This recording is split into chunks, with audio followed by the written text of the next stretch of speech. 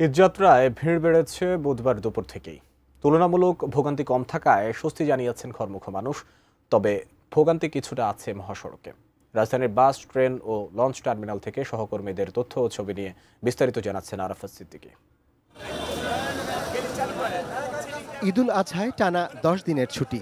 এত লম্বা ছুটি ঈদের আনন্দ বহুগুণ বাড়িয়েছে রাজধানীর কর্মজীবী মানুষের। সে সঙ্গে বাড়তি পাওনা বিগত সময়ের তুলনায় স্বস্তির যাত্রা। খুব একটা ভিড় নাই, টিকিট আমরা খুব অল্প সময় পাইছি। ভোগান্তি কম হলে তো ভালোই লাগে, শান্তিতে বাড়িতে যাওয়া যায়, যানজট কম থাকে। ঈদের আনন্দ তারা দ্বিগুণ হয়। রাজীবের ভাড়া হচ্ছে 300 বরাবর যায় মুক্তাগাছা পর্যন্ত, এখন নিচ্ছে 550। এখানে ডাবল ভাড়া নিচ্ছে, ওই পাশে রাজীবের শৌখিনে এরা ডাবল ভাড়া নিচ্ছে।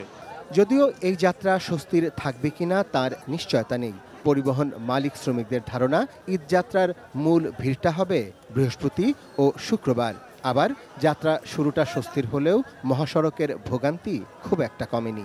লোকাল গাড়িগুলা সব গাড়িগুলারে ব্রেকার দিয়ে পরে তারা যাত্রী উঠায় না, পুলিশ থাকলে এটা হইতো না, কারণ 100%। এই সাইডেও যেরকম জাম, ওই সাইডেও এরকম জাম, রানিং জাম আর কি।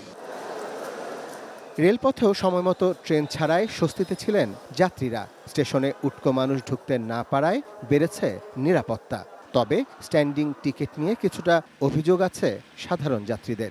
সব মিলিয়ে এখন পর্যন্ত এখানে তেমন কোনো অসংলগ্নতা আমি চোখে পড়িনি। কোনো সমস্যা হচ্ছে না, কোনো প্রবলেম হচ্ছে না, বা কালোবাজারে কোনো একটা প্রভাবও আমি দেখতে পাচ্ছি না। আমি দীর্ঘ সময় ধরে অপেক্ষা করতেছি লাইনে, আমি স্ট্যান্ডিং টিকিটও পাচ্ছি না। আমরা তো এখন টিকিট পাই না, যাইতে পারি কিনা পারি তার ঠিক নাই।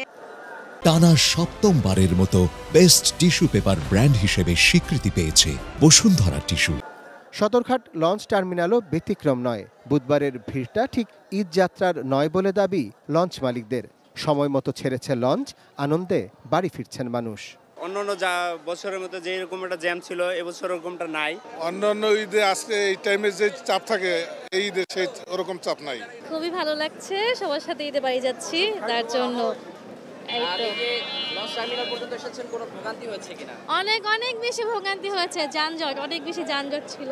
একেবারে আমার কাছে খুব স্বস্তি, খুবই ভালো লাগছে। আসার পরে আপনার কোথাও কোনো সমস্যা হয় না।